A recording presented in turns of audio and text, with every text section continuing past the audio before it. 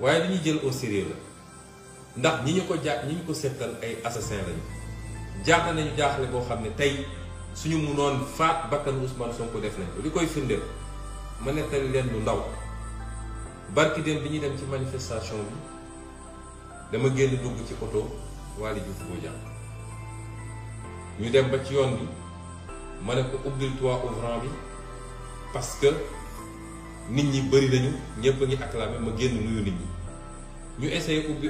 toit bi ba ñu ubbeeku parce que mécanisme bi dafa bloqué may leen andil ma beneen oto bi ma dugg ci boobu noonu laa génnee ci oto moom dugg ci beneen oto bi ñu ubbi toit ba mun a wax ak yooyu ñu dem ba place de l'Obélisque place de la Nation gaare oto bi ma duggoon sécurité bi di ko garde moom mu jël oto bi ma duggoon moom bi ma njëkk a dugg dem gaare fu gën a sori parce que amuloon place daal di ñëw ci manifestation est-ce que xam ngeen lu ñu def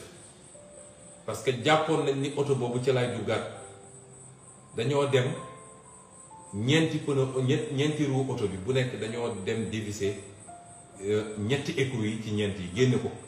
ñaari écrou yi des ci pneu bu nekk dévisser nañ ko ba muy lang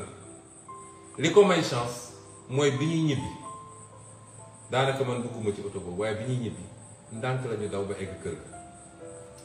bañ fa yeggee muy dem dégg oto bi def bruit bu bëri mu woo mécanicien bi ne ko oto bi am na lu ci nekk xam naa moteur bi mécanicien bi ñëwee xool ne ko yow est-ce que gis nga oto bi li ci nekk ñeenti pneu yëpp dañoo dem bu dévisser écrou yi oto bi bu dawoon 70 km/h musiba am buñ ko waxee nag maa ngi dégg déjà seeni coow dañ naan waaw victimisation nangam ne Sénégalais yëpp xam nañ ni man du ma victimisation ragal mooy victimiser wu ñi daan dem di wër ci sëriñ si